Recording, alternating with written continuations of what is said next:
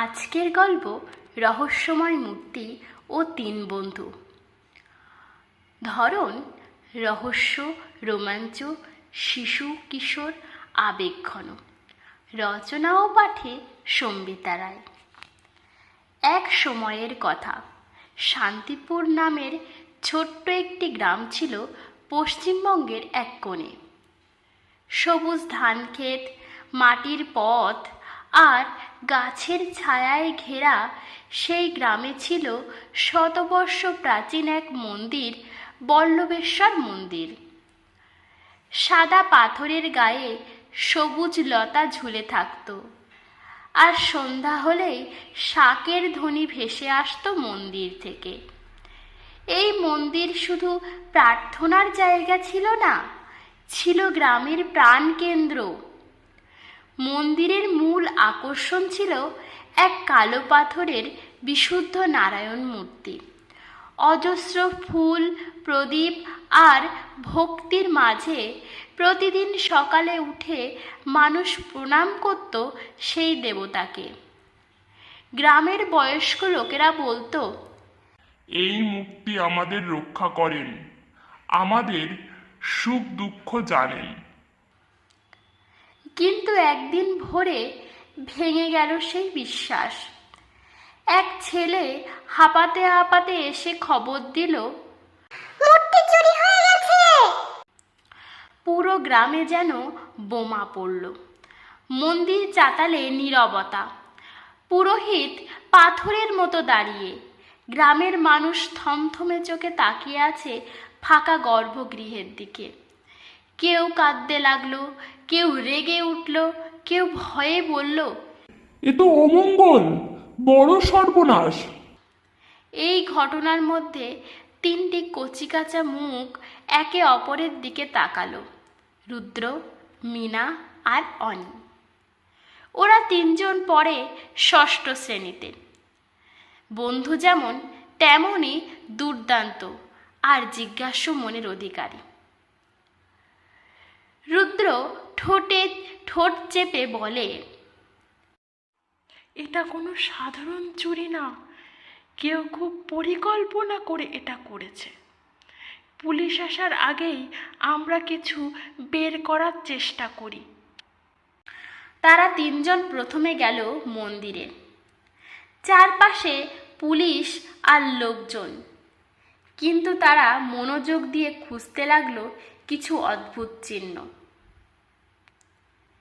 মীনা সবার চেয়ে পর্যবেক্ষণে পারদর্শী।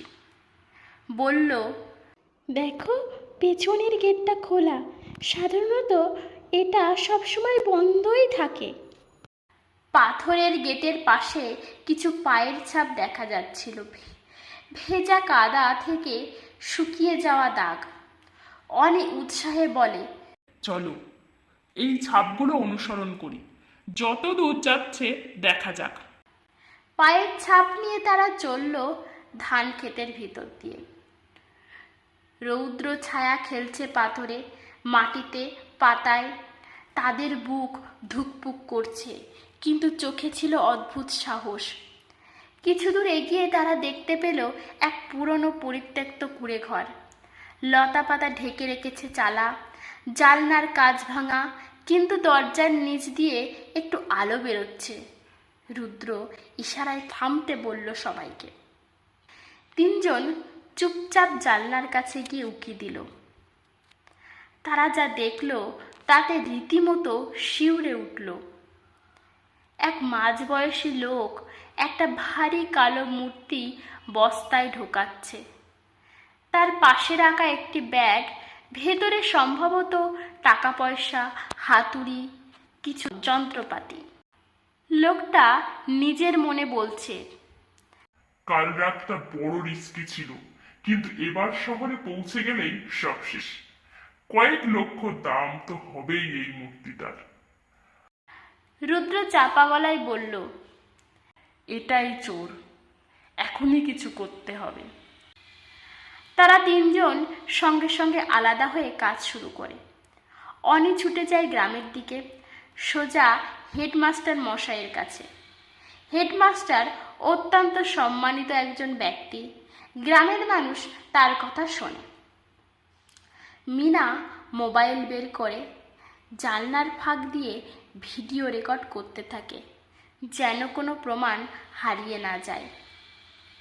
আর রুদ্র চুপচাপ নজর রাখে, যাতে চোর পালাতে না পারে। মাত্র 10 মিনিটের মধ্যে একদল লোক ও পুলিশ এসে পড়ে। কুঁড়েঘর ঘিরে ফেলে সবাই।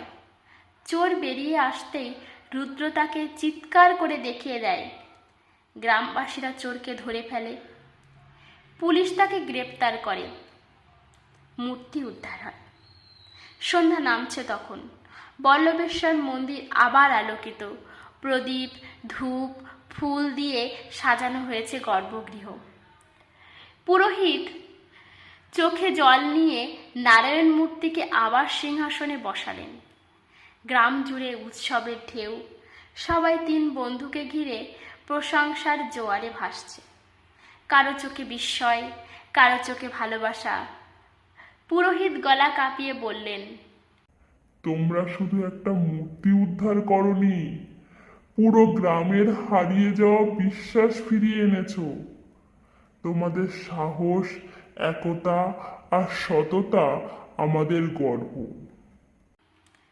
রুদ্র একটু লজ্জা পেয়ে হাসি মুখে বলল, আমরা তো শুধু আমাদের কর্তব্যটুকুই করেছি।